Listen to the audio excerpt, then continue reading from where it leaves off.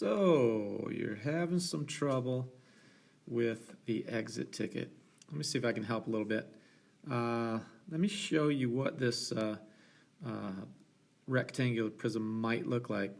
Let's say we started with the base of the rectangular prism, and let me get a color here that might match pretty close. Close. Okay, so let's say our rectangular prism looks like this, and of course back behind you can kind of see the back wall and the bottom and the left side. Okay, so there's our rectangular prism, and then what it's saying is that this area on the bottom, this part way down here, that section, that's the area of the base.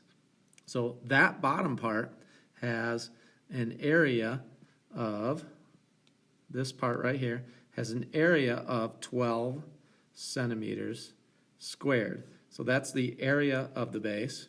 And then they gave us the height, and the height would be this dimension, which is 3 1/3 centimeters. And so remember, volume is equal to the area of the base times the height.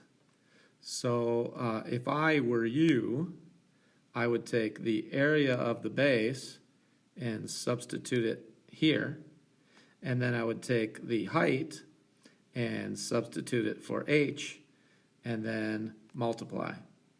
And that should give you the volume. Hope that helps. Try it again.